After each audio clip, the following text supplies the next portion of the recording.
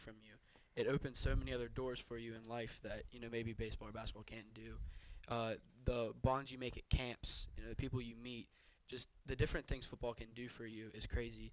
And even like when you get that scholarship offer and you can go to school for free because of football, because you can play with your friends and have fun and learn all that and get to go to school for free, there's just nothing better than. Yeah, I mean There really isn't. there isn't. Getting an opportunity to even just play, you know, obviously I walked on here, but just the opportunity itself, I the door that it's opened, the people that you meet, like you're saying, the friends you create, they're lifelong buddies. You could not talk to them for 20 years. You get them on the phone. Hey man, what's going on? It's a real special experience. One that people who don't play, they just don't understand. They don't get it. It's way different. That's why it is such a special time. And winning this class, I mean, you guys are going to be remembered for a while. Hopefully. You know what I mean? Yeah. Something, pedaling off of that little answer right there. St. Mary's had never been to a state championship in 101 years. A century, an entire century. I commend those guys so much. I can't thank them enough for inviting me to the game. It was such a special time, and best of luck to everybody, all those guys in their further coming in their future. Jeremy, what are you going to be able to take away as far as the one thing that has been your guidance? The one thing I feel like I've learned from football is how to get up from getting knocked down. Being a quarterback, you're gonna make mistakes, and usually those mistakes are kind of highlighted. But how you respond from that, I think I'm gonna be able to take throughout the rest of my life. You just got to keep going. Perseverance is very key in football, and you're going to get knocked down almost every play. You know that. It's just how you're going to get back up. You're going to get back up saying, I'm gonna put that guy on his butt the next time, or I'm going to make the pass instead of, throwing it behind him for a pick six, something dumb like that.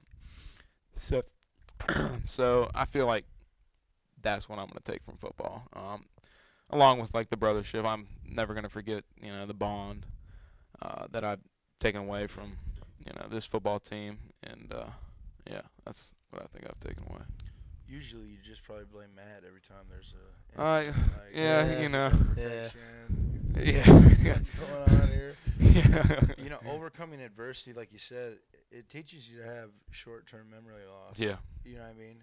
Either get over it or you're going to be dwelling on it for a lifetime. Exactly. And then there's some of those ones that, like when we lost to Pitt for the national championship. I mean, that's just going to live with me forever. Yeah. It's just how it is. Yeah. It's just how it is. You know what I mean? That one hurts. So you got a couple of those, overcoming adversity. And I'll tell you what, in the NFL, everybody gets knocked down. Oh, yeah. Everybody gets knocked down. I always love, players that there's always that one guy who's like, he's just a stud. He runs through everybody. Then he makes it to the next level and has some good success. And then he makes it to the big time. And then it's that welcome to the Reggie Bush. I think it was on this cover of Sports Illustrated when homeboy from New Orleans gave him the good run around. Or I think they were playing the Jets. That was a couple years back, but who knows? But now that football's over, and I hate to be, like that, but, life goes on, and that's how it is, Fortunate for me, it's still over now, but I got to play a little bit longer. But what goals, what aspirations do you guys have now? I mean, what's on the menu?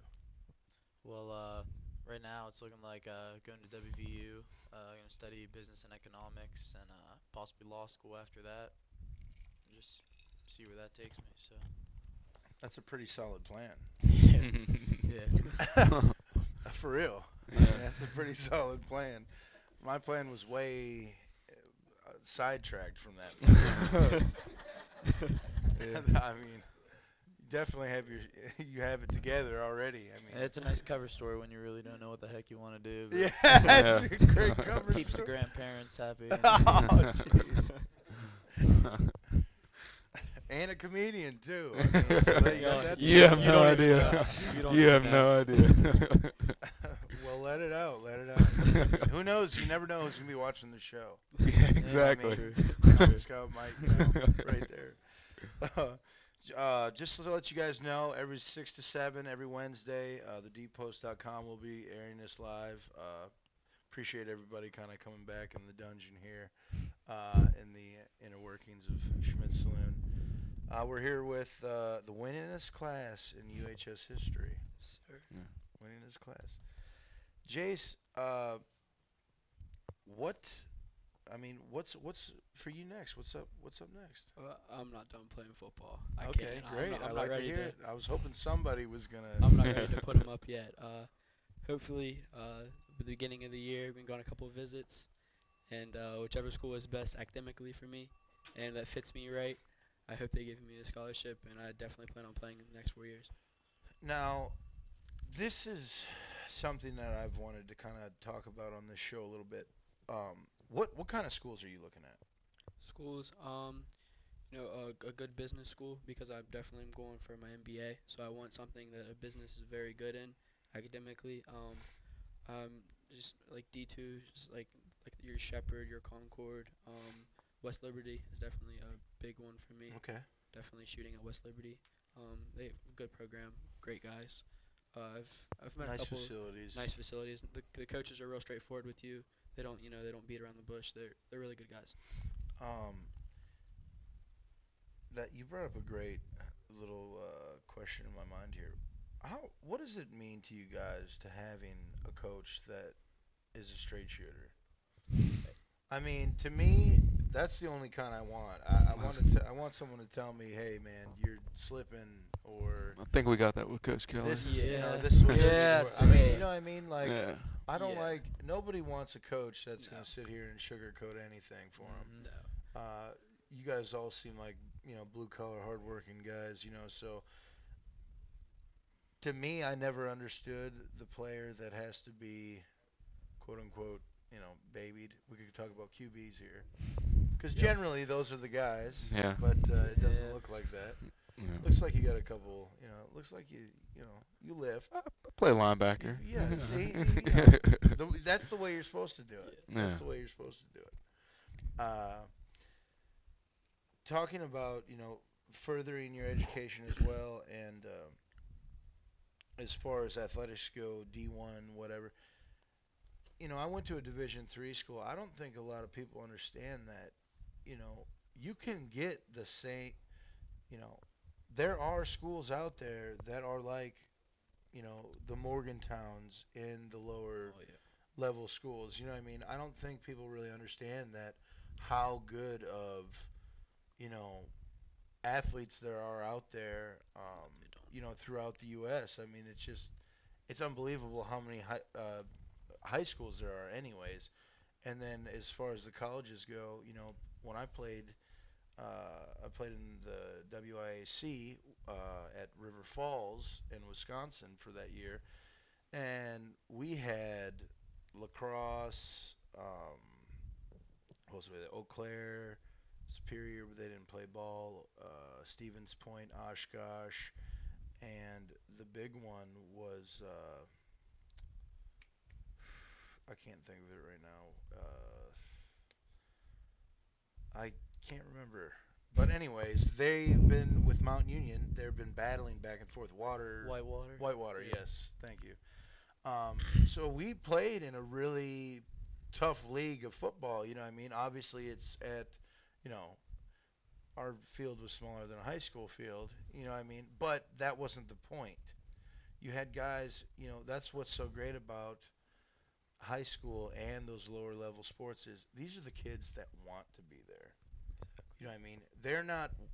They don't have that chip on their shoulder where everything needs to be given to them. They know what hard work is, and they're there because they love to play the game. You know what I mean? Nobody's making them be there. You know, so those are the types of players that I really. That's the type of football I like to watch. Very innocent at heart and just a lot of love, man. Because as we all know, you put in everything you put in, you get out. Exactly. Jeremy, what's on the agenda for you? Definitely keeping my doors open. Maybe play small Division III, Division II football. But I might be rooming with Matt at WVU. Yeah, maybe. We'll see. And try to get into the med school at WVU. So somewhere So none of your pharmacy. plans? Big Yeah, plans again? yeah. But yeah, no, academics definitely for me is top on the chart, and yeah, that's basically it so far. You're not supposed to have a plan right now. Yeah, I guess that's true. Honestly, you're not supposed to have a plan. You figure it out. Yeah. Right, like Matt said, you tell everybody what you Ex- want. yeah. Just- Yeah, exactly. I'm not throwing you under the bus. I promise no, you. you're good. Hopefully, grandfather's not watching the show. Yeah, we'll see. Well, we're at about the halfway mark here. We're just about to get into a little bit of talk about the Mountaineers, but I want to let everyone know this is kind of the time where we'd like some crowd participation. If you got a question for the guys, for myself, feel free to just put your hand up and we'll get to you. So, rolling into it, Mountaineers as a whole this year. I don't know if you guys did you get to watch a lot of the games? Yes. Yeah. How do you think the season was? Was there, a point in time where you thought the season, just a rundown of kind of what you thought, some pros, some cons. I know I'm putting you guys on the spot a little bit. Don't feel bad about saying anything. You're not hurting anyone's feelings. I mean, I say a lot of stuff, whatever. But that's, neither here nor there. But, Jeremy, we'll start with you. How did you like the season this year for the Mountaineers? And, give me just, one pro, one con, and looking for the, past this year, what could we do to improve? I definitely thought it was exciting to watch. We started off the year, offense looked a lot better than it was last year. When you got a guy like Kevin White to throw the ball, Mario Alford, those you can't complain wide receiver wise and as a quarterback. But I just tough conference to play in. Big 12 is a great conference, and week in week out, it's tough to go 10-1, 9-2, and I just feel that the con that we had was just the consistency. I didn't think we had that consistency offensively or defensively, even though we did improve a lot from last year. But I definitely think you can take away from this year is you've got a lot of guys coming back. Running backs are stacked for next year. Got two quarterbacks that I think are going to be pretty good, Skylar Howard and then Crest. Those are two pretty stud guys. And then defensively, I don't know if we're losing a starter, maybe one or two. I think we're losing one or two of the linebackers. That's about it, really. Yeah. So I think other guys, but nothing I major. think it's definitely looking up for a good year next year. Yeah, I would totally agree with you. Consistency was just not our thing this year. Yeah. And a lot of people forget. Hey, man, we're playing in the Big 12 now. Exactly. This isn't the Big Yeah. East. No. You know what I mean? As much as I hate saying that because it almost makes me look like I'm a wuss because that's what I played in. You know what I mean? It's just better football. You know what I mean? You got these kids that's traveling across the country, long hours.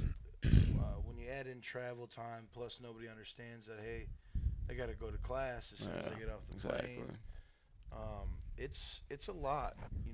It's a lot. And just from my travels through the pros, it wears on you. You're talking a 5-6 hour flight. there and back. So you're talking 12 hours travel time, 10 hours travel time. That wears on a player's body. And the consistency thing, at times it looked like we were so good, and then at times it just turnovers really killed us this year, I thought. But yeah, I really like that consistency. Is definitely what we have to look forward to as far as next year.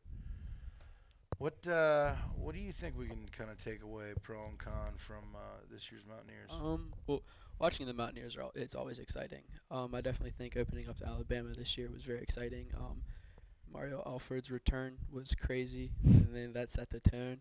Of course, losing to them wasn't fun, but as far But as we were close. we were close. And We you were gotta close. think about Playing with the big boys. I Mhm. mean, exactly. everyone underestimated us. You know what I mean? And right now the rankings are,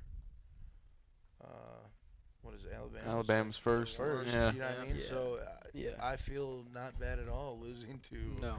the number one team in the That's country. not You at know all. what I mean? It's fine with me. By what a few points only. Yeah. You know what I mean? That. But continue, yes. Well, definitely losing to them wasn't good to watch. But even TCU, we hung with TCU, and they're one of the best teams in the country.